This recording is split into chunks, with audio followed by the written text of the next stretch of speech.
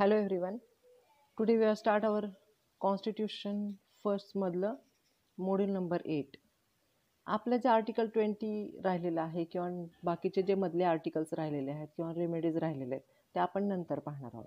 कारण की आधी आपण सगळे राईट्स पाहून घेऊया आणि त्याच्यानंतर आपण रेमेडीज पाहूया. ओके. सो आपलं आर्टिकल्स आहेत 25 ते 28 पर्यंत. हे आहे मॉड्यूल नंबर 8. या मॉड्यूलमध्ये आपण शिकणार आहोत right to freedom of religion.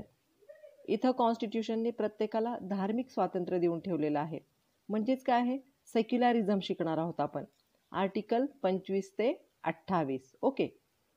हे मॉड्यूल नंबर 8 आहे. हे महत्त्वाचं आहे.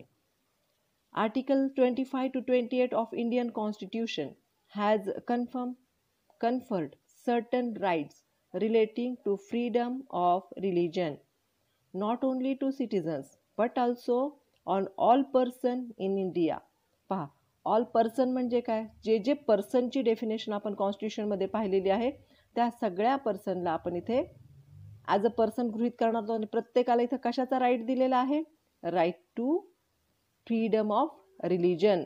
तुम्हाला पाहिजे तो धर्म तुम्ही काय करू शकता? प्रोफेस करू शकता, त्याची उपासना करू शकता. Okay. So here these constitutional provisions guarantee religious freedom. इथं काय गॅरंटी देते? Religious freedom. प्रत्येकाला इथं धर्माचं स्वातंत्र्य आहे. guarantees religious freedom not only to individuals but also to the religious group. फक्त इंडिव्हिज्युअललाच नाही रिलिजनचं स्वातंत्र्य, तर त्या ग्रुपला सुद्धा काय दिलेलं आहे? रिलिजनचं स्वातंत्र्य दिलेलं आहे. It six that is give to protect religion and religious practices from the interference of state. तुमचा जो धर्म आहे त्याच्यामध्ये तुम्ही जे काही करणार आहात, पूजा, समारंभ, विधी, याच्यामध्ये स्टेट तुम्हाला कुठलाही हस्तक्षेप करणार नाही. इन केस पाहूया, एक पेज पाहूया. In Javed versus state of Haryana AR 2003 ची केस आहे. सुप्रीम कोर्टाची केस आहे. या केसमध्ये सुप्रीम कोर्टाने काय हेल्ड केले पहा. The supreme court held that right to freedom of religion is subject to reasonable restriction. पहा, right to freedom of religion दिलेला आहे, but there is another word is given as like as other articles. Reasonable restrictions are there which may be impose by the state. State काय करू शकतो? तुम्हाला स्वातंत्र्य दिलेलं आहे. तुम्ही तुमच्या पद्धतीने धर्म मानू शकता, तुम्ही ते प्रोफेस करू शकता, तुम्ही कुठल्याही धर्माचे असा. You have a religious freedom, but there are some reasonable restrictions which may impose by the state. तिथं रिझनेबल रेस्ट्रिक्शन्स आहेत जिथं स्टेट तुम्हाला थांबवणार आहे. Okay. So two children's norm for elective post is not violative of article 25 of the constitution. त्यामुळं 2 मुलं जन्माला आलेली असतील आणि त्याला इलेक्टिव्ह पोस्टसाठी तो लायक नाही असं होणार नाही. ओके. आता पुढचं आहे freedom of consciences and free profession. आपल्याला काय दिलेलं आहे? आता प्रत्येक आर्टिकल आपण वेगवेगळं पाहूया. आर्टिकल 25 काय बोलतं पहा. Freedom of consciences and free profession. तुम्ही फ्री प्रोफेशन करू शकता, प्रॅक्टिस करू शकता अँड प्रोपगेशन ऑफ रिलिजन करू शकता. फ्रीडम ऑफ कॉन्सायन्सेस कनोट्स म्हणजे काय? A person's right to entertain belief and doctrines concerning his spiritual well-being. पहा, मी प्रत्येक शब्द नीट वाचते. फ्रीडम ऑफ कॉन्सायन्सेस कनोट्स म्हणजेच denotes. Freedom of consciences connotes म्हणजे डिनोट्स. काय डिनोट करतं? A person's right to entertain belief and doctrine concerning his spiritual wellbeing. काय denote करतं? तर प्रत्येक व्यक्तीला अधिकार आहे कशाचा? Entertaining belief. त्याचा तो विश्वास कुठेही ठेवू शकतो, कुठल्याही धर्मावर ठेवू शकतो, कशावरही ठेवू शकतो. And doctrine concerning spiritual wellbeing. आणि जो धार्मिक आहे, आत्मिक आहे, धार्मिक जे संस्कार आहेत तो कुठल्याही याच्यावर त्याला असं वाटत असेल की या धर्माचा मी झालो तर माझं बरं होणार आहे, त्यानुसार तो काय करू शकतो? ते तत्व तो आपल्या अंगी बाळगू शकतो, त्या तत्वानुसार तो वागू शकतो. Okay. It means inner freedom of a person to mold his relation with God in whatever manner he likes. तो काय करू शकतो?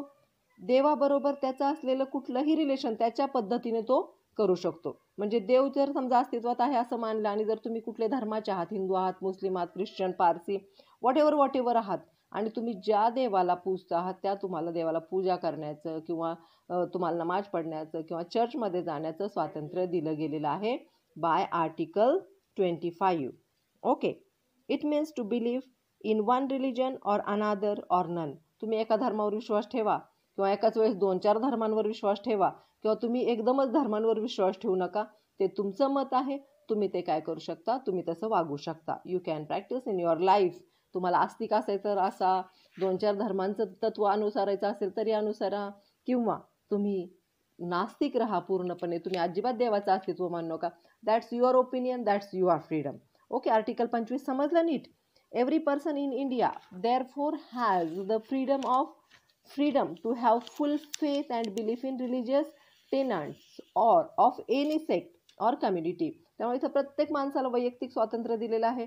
तुम्ही कुठल्याही सेक्टचे असा किंवा सेक्ट म्हणजे पंथाचे असा, तुम्हाला पाहिजे ते रिलिजियस हे करा, तुम्ही तुमच्या पद्धतीने तुम्ही काय करत राहा, प्रोफेस करत राहा, बिलीव्ह ठेवत जा. Okay. In simple words, freedom of conscience means freedom to entertain religious belief. कॉन्सायन्सेसचा अर्थ काय होतो, तुम्हाला फ्रीडम दिलेला आहे. कशासाठी दिलेला आहे?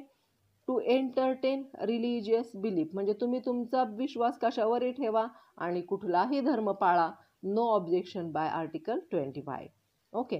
In Ratilal versus state of Bombay, AIR 1954 supreme कोर्टाची केस आहे.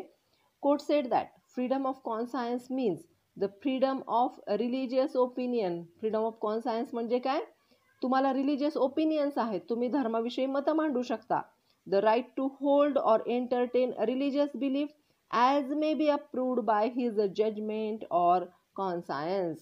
तुम्हाला जे तुमच्या सत्सद्विवेक बुद्धीला पटतो तो धर्म तुम्ही पाळा, किंवा तुम्हाला वाटत असेल धर्म पाळायचा नाही, तुम्ही धर्म पाळू नका, किंवा तुमचे रिलिजियस ओपिनियन सुद्धा तुम्ही मांडू शकता. In Masood Alam versus commissioner of police, AIR 1956ची केस आहे, कलकत्त्याची केस आहे. Court held that use of loudspeaker for calling the azan was not an integral part of Muslim religion. पहा, मशिदीमध्ये जी आजान लावली जाते किंवा भोंगा लावला जातो ते काही रिलिजियस पार्ट नाही. and therefore the suppression of the use of loudspeaker did not offend the right of the petitioner guaranteed by article 25 subclause 1. भोंगा लावणं किंवा कुठल्याही मंदिरात भोंगा लावून एखादा प्रोग्राम सादर करणं किंवा जागरण गोंधळाच्या वेळी आपण ऐकतो की रात्रीच्या 12, 1, 1, 2, 2 कधी आमच्या गावामध्ये जर पहाटेपर्यंत भोंगा चालू असतो. No restrictions. लोकांच्या झोपा मोडून जातात पूर्णपणे. मग आजांसाठी भोंगा लावणं किंवा एखाद्या धार्मिक कार्यासाठी भोंगा लावणं काहीही धार्मिक पार्ट नाही. तुम्ही मनातल्या मनात जरी प्रार्थना केली तरी देव असेल तर तो ऐकेलच, नसेल तर तो ऐकणारच नाही. आणि लाऊडस्पीकर लावून भोंगा लावून ऐकवलं तरी पण त्याला नाही ऐकायचं तर नाही ऐकणार. ओके. सो पुढची केस आहे again in Mohammed Hanif Qureshi versus state of Bihar. Bihar government enacted the Bihar prevention and improvement of animals act 1956. Bihar गव्हर्नमेंटने एक ॲक्ट लागू केला होता ज्याच्यामध्ये प्रिव्हेंट करायचे ॲनिमल्स आणि इम्प्रूव्हमेंट करायचे ॲनिमल्समध्ये, म्हणजे वाढ करायची आहे. This act prohibited slaughter of cow on Bakri Eid. Slaughter of cow म्हणजे काय? काऊचा बळी देणं, गायचा बळी देणं बकरी ईदच्या दिवशी, याला प्रोहिबिशन केलं गेलेलं होतं. The constitutional validity of said act was challenged under article 25 subclause 1. मग हे चॅलेंज केलं गेलं कोर्टामध्ये की बकरी ईदच्या दिवशी आम्हाला बळी द्यायचा असतो किंवा आम्हाला कुर्बानी द्यायची असते आणि आम्हाला गायची कुर्बानी देणं अलाउड करायला पाहिजे. Supreme court held that. Supreme कोर्टाने काय केलं पहा, निकाल दिला. Sacrifice of cow on Bakri Eid day is not a part of religious freedom of Muslims. हे रिलिजियस फ्रीडमच नाही आहे. बकरी ईदच्या दिवशी बळी द्यायलाच पाहिजे, बळी देऊनच हे होणार आहे, बकरी ईद सेलिब्रेट होणार आहे. बाकीचे ॲनिमल्स तुम्ही काय करू शकता? बळी देऊ शकता किंवा तुम्ही कुर्बानी देऊ शकता, पण गायी आणि गायपासून मिळणारे जो हे आहे त्यांना आपण स्लॉटर करू शकत नाही. असा निर्णय कुणी दिलेला आहे? Mohammed Hanif Qureshi versus state of Bihar या केसमध्ये दिला गेलेला आहे सुप्रीम कोर्टाने. पहा, आपल्याला हे सगळे केसेस लाईननी लक्षात ठेवायचे आहेत. आपल्याला उत्तर लिहिताना सगळे केसेस लिहिणं आवश्यक आहे. In Bijoe Emmanuel versus state of Kerala, AIR 1987.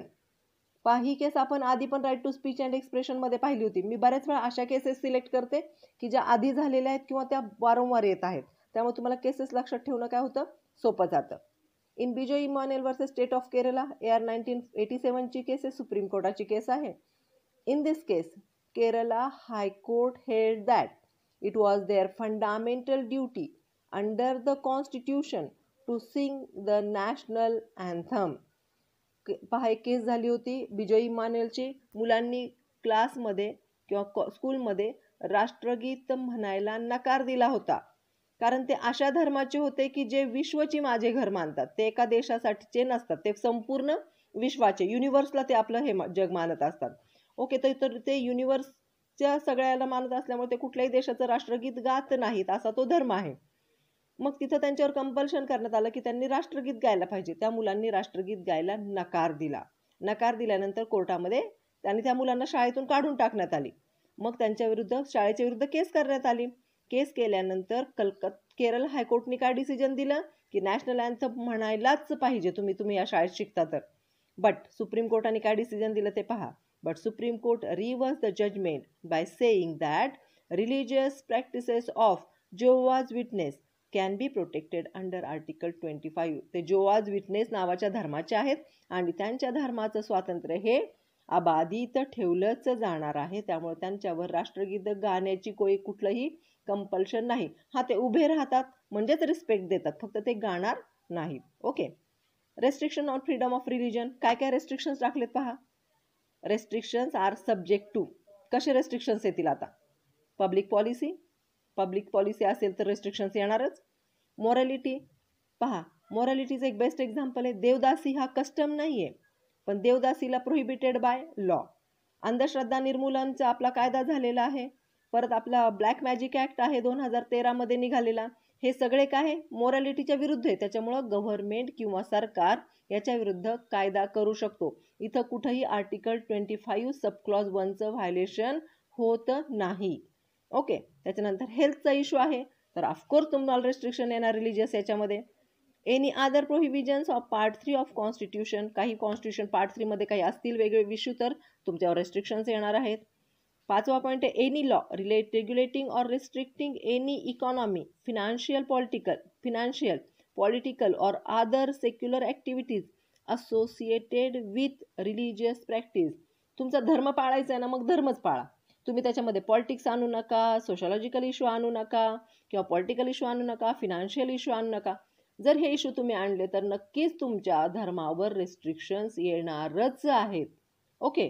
जर तुम्ही नॉर्मली धर्म पाळताय, तुम्ही तुमचं प्रोफेस करताय, तुम्ही तुमच्या उंबऱ्याच्या आत धर्म पाळताय, शांतपणे स्वतः प्रोफेस करताय, आपल्या धर्मामुळे इतरांना त्रास होणार नाही याची गॅरंटी घेताय, तर तुम्हाला धार्मिक स्वातंत्र्य दिलं गेलेलं आहे अंडर आर्टिकल 25 सबक्लॉज 1 नुसार. Okay. So here any law providing for social welfare and reforms or the throwing open सर्वांसाठी खुले to all persons the religious institution cannot restrict it. पहा, कुठलंही धार्मिक हे असू दे, इवन तुम्ही मंदिर, मशीद, चर्च कुठेही प्रवेश करू शकता. तुम्ही तिथे जाऊ शकता, तुम्हाला पाहिजे असेल तर तुम्ही तिथे प्रोफेस करू शकता, तुम्ही ते पाहू शकता, कुठंही जायला रेस्ट्रिक्शन नाहीत. पण जे रूल्स अँड रेग्युलेशन्स त्या धर्मामध्ये सांगितले गेलेले आहेत ते तुम्ही फॉलो केलेच पाहिजेत. म्हणजे कुठल्या ड्रेसमध्ये जायला पाहिजे, कसं जायला पाहिजे. फॉर एक्झाम्पल मशिदीत जाताना हातपाय तोंड धुवून जावं लागतं. जे काही रूल्स अँड रेग्युलेशन्स इस्लाम धर्माने टाकून दिलेले आहेत ते फॉलो करून तुम्ही काय करू शकता, तुम्ही मशिदीत सुद्धा जाऊ शकता. मग तुम्ही कुठल्याही धर्माचे असा. तुम्ही मंदिरात जाऊ शकता, मंदिरासाठी पण काही रूल्स अँड रेग्युलेशन्स दिलेले असतात, ते पाळून कुणीही व्यक्ती मंदिरात जाऊ शकतं, कुणीही व्यक्ती चर्चमध्ये जाऊ शकतं. म्हणजे कुणालाही बंधन नाही, रेस्ट्रिक्शन्स नाही की एखाद्या धार्मिक याच्यामध्ये जाऊ नका म्हणून. ओके. खरं तर धर्म माणसाच्या निर्मितीनंतर हजारो वर्षांनी धर्म स्थापन झालेला आहे. म्हणजे माणूस आधी निर्माण झाला, मग आपण तो इतिहास शिकलेलोच आहोत की मी तुम्हाला सांगितलं होतं की ॲनिमल्स सारखं, जसं ॲनिमल्स मुलांना जन्म देतात आणि ती पिल्लं कुठेही टाकतात, अशा पद्धतीने आपल्या बायका ज्या आहेत म्हणजे स्त्रिया काय करायच्या, त्या मुलांना जन्म द्यायला कळत नव्हतं, मग ती मुलं अशी ओढून ताणून काढून रस्त्यावर फेकून द्यायच्या, कुठेही जंगलात फेकून द्यायच्या. त्यांना एवढं सुद्धा नॉलेज नव्हतं की ते आपले मुलं आहेत आणि त्यांना सांभाळायचं. म्हणजे आपण बिलकुल रानटी ॲनिमल्स लाईक लाईफ जगत होतो. मग हळूहळू आपण डेव्हलप होत गेलो आणि आपणच धर्म निर्माण केला. आणि आता तुम्ही पाहताच आहात की तोच धर्म घेऊन आपण काय करतो आहोत, त्याच्यावरून भांडत बसलेलो आहोत. Means you know the persons knows reality of that thing, they will not fight on the religious views. Okay, so forget it about. अशा प्रकारे आपण आर्टिकल 25 पाहिलेलं आहे. आर्टिकल 25 सब क्लॉज 1 हे काय देतं, प्रत्येक व्यक्तीला धार्मिक स्वातंत्र्य देतं. तुम्हाला पाहिजे तो धर्म तुम्ही काय करू शकता, प्रोफेस करू शकता, प्रॅक्टिस करू शकता आणि त्या धर्माच्या अनुषंगाने तुम्ही जगू शकता. रूल्स अँड रेग्युलेशन्स तुम्ही वापरू शकता. त्या संदर्भात आपण खूप साऱ्या केसेस पाहिल्यात. केसेस लक्षात ठेवायचे आहेत. केसेस लक्षात ठेवण्याची पण एक ट्रिक सांगते. पहा, ज्यावेळेस कसं आहे, एकेकाचं आपलं आन्सर हे फ्लोई वाटलं पाहिजे, आपलं असं थांबलेलं आन्सर नाही वाटलं पाहिजे. मग पहिली केस कुठली आहे, जावेद वर्सेस स्टेट ऑफ हरियाणाची. याच्यामध्ये सांगितलेत की धर्माने जरी स्वातंत्र्य दिलं असेल तरी तिथं रिझनेबल रेस्ट्रिक्शन्स आहेत. मग त्याच्यानंतर दुसरी केस काय दिलेली आहे आपली, Ratilal versus state of Bombay. याच्यामध्ये काय सांगितलेलं आहे की तुम्ही तुमचं रिलिजियस ओपिनियन मांडू शकता कुठं पण, तुम्ही सत्सद विवेक बुद्धीने तुम्ही तुमचा धर्म पाळू शकता. ओके, देन मसूद आलमच्या केसमध्ये काय सांगितलेलं आहे की जे तुम्ही बाकीचे अवडंबरं करता, स्पीकर लावणं किंवा फुलं पानं किंवा बाकीचं जे काही करता, पूजा अर्चा, घंटी वाजवणं किंवा स्पीकर लावणं मशिदीमध्ये किंवा वॉट एव्हर जे काही असतील वेगळे, ते कुठल्याही रिलिजियस याचा पार्ट नाही. इथं सांगितलेलं आजानसाठी भोंगा लावणं हा काही रिलिजियस पार्ट नाही, तो इस्लाममध्ये सांगितला गेलेला नाही. ओके, त्यामुळे हा रेस्ट्रिक्ट होतो आणि आपण असं म्हणू शकत नाही की याच्यामुळे आमचं व्हायोलेशन होतं आर्टिकल 25 सब क्लॉज 1चं. त्याच्यानंतर मोहम्मद हनीफ कुरेशीची केस आहे जी आपण आधी पण पाहिलेली होती. So here state of Bihar, त्याच्यामध्ये काय सांगितलेलं आहे की ॲनिमल स्लॉटर प्रोहिबिट केलं गेलं आहे. काऊला बकरी ईदच्या दिवशी, गायला बकरी ईदच्या दिवशी कुर्बानी देण्यापासून प्रोहिबिट केलेलं गेलं आहे. सुप्रीम कोर्टाने पण त्याला मान्यता दिलेली आहे. त्याच्यानंतरची केस आहे विजय इमॅन्युअल. ही आपण case right to speak is equal to right to keep silence याच्यामध्ये पाहिलेली होती. ही केस पुन्हा इथं वापरायची आहे. या केसमध्ये केरळ हायकोर्टने काय सांगितलं होतं की त्यांनी राष्ट्रगीत गायलाच पाहिजे, पण सुप्रीम कोर्टाने काय सांगितलं, त्यांचा जो रिलिजन आहे, त्यांचा जो धर्म आहे, कुठला धर्म आहे, जोवाज विटनेस, हा जो धर्म आहे, हा धर्म सांगतो की विश्वची माझे घर, मी कुठल्याही एका देशाचा नागरिक नाही, मी कुठल्याही एका देशाचा कुठल्याही जगाच्या छोट्या पार्टचा भाग नाही, मी युनिव्हर्सचा पार्ट आहे, मी जगाचा पार्ट आहे. त्यामुळे मी राष्ट्रगीत गाणार नाही. तर मी काय करेल, ॲज अ रिस्पेक्ट, प्रत्येक देशाच्या राष्ट्रगीतचा रिस्पेक्ट करण्यासाठी उभं राहिलं तरी सफिशियंट आहे, असं सांगितलं गेलं Bijoe Emmanuel versus state of Kerala या केसमध्ये. हीच केस आपण तिथं पाहिली होती, right to speak is equal to right to keep silence. Okay, आता त्याच्यावरचे रेस्ट्रिक्शन्स पण पाहिले आपण. एखादं आहे तुमचं तर पब्लिक पॉलिसी आहे, हेल्थ आहे, मोरॅलिटी आहे किंवा त्यावेळेसचे लॉ प्रोव्हिजन्स आहेत, याच्यावर जर काही रेस्ट्रिक्शन्स आले असतील, यांनी जर बंधन घातलं असेल, तर आर्टिकल 25 सब क्लॉज 1नी काहीही म्हटलं असेल तरी सुद्धा तुमच्या धार्मिक प्रॅक्टिसवर काय येईल, ऑफकोर्स बंधन येईल, नक्कीच त्याच्यावर बंधन घातलं जाईल. अशा प्रकारे आपण आर्टिकल 25 सब क्लॉज 1 पाहिलेला आहे. थँक्यू.